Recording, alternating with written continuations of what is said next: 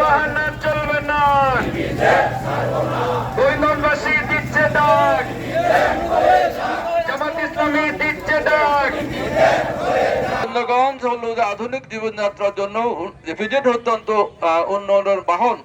আমরা বলছি যে সারা দেশে এই পর্যন্ত আমি যা শুনেছি 10টা ইপিজেড হয়েছে, 11তম ইপিজেড হবে এই গোবিন্দগঞ্জে। এই ইপিজেডের ব্যাপারে আমরা গোবিন্দগঞ্জের 5.5 কোটি জনসাধারণ ঐক্যবদ্ধ, আমাদের কোনো মতবিরোধ নেই। আমরা প্রশাসনকে, সরকারকে আহ্বান জানাচ্ছি, সরকারের সুদৃষ্টি আছে। আমরা জেনেছি যে তারা অবিলম্বে এই ইপিজেড বাস্তবায়ন করবেন। সামনের মাসে বেপজাল লোকেরা আসবে এবং পরিদর্শন করবে। আমাদের মধ্যে কিছু বিভ্রান্তিমূলক তৎপরতা শুরু হয়েছিল, আমরা যেসব আলাপ আলোচনা করেছি বিভ্রান্তি দূর হবে ইনশাল্লাহ। সাঁওতালরা আমাদের বন্ধু, তাদের কোনো ক্ষতি হতে আমরা দেব না। যারা অরিজিনাল সাঁওতাল আদিবাসী তারা আমাদের গোবিন্দগঞ্জের নাগরিক, তাদেরকে অভ্যর্থনা জানাই।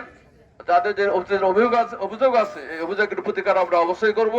কিন্তু ইপিজেডের ব্যাপারে আপনারা কোনো ভাই ষড়যন্ত্র করবেন না, যে গোবিন্দগঞ্জে ইপিজেড যাতে না হতে পারে এই জন্য কেউ ষড়যন্ত্র করেন। বসুন্ধরা ট্যাবলেট এখন আরো উন্নত। এই হট এয়ার থ্রো টপশিট দ্রুত শোষণ করে সোনামণিকে দেয় কোমল অনুভূতি। এটা হলো গোবিন্দগঞ্জের উন্নয়নের জন্য বাধা। আসুন আমি গোবিন্দগঞ্জের সকল আপামর জনসাধারণকে, রাজনীতিবিদ, শিক্ষাবিদ, বুদ্ধিজীবী, সাংবাদিক সবাই মিলে ঐক্যবদ্ধ তৎপরতা চালানোর জন্য এবং সরকারের কাছে অবিলম্বে কাজ শুরু করার জন্য দাবি জানানোর জন্য আহ্বান জানিয়ে আমরা কথা শেষ করছি। জামাত ইসলামী দিচ্ছে ডাক, গোবিন্দগঞ্জের উন্নয়ন, ইপিজেডের বাস্তবায়ন, গোবিন্দগঞ্জের উন্নয়ন, গোবিন্দ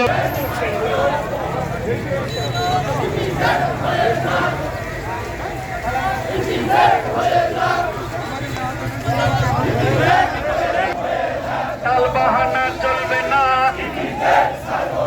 টালবাহানা চলবে না, টালবাহানা চলবে না, গোবিন্দগঞ্জের উন্নয়ন, ইপিজেড বাস্তবায়ন, ইপিজেড বাস্তবায়ন, গোবিন্দগঞ্জের উন্নয়ন।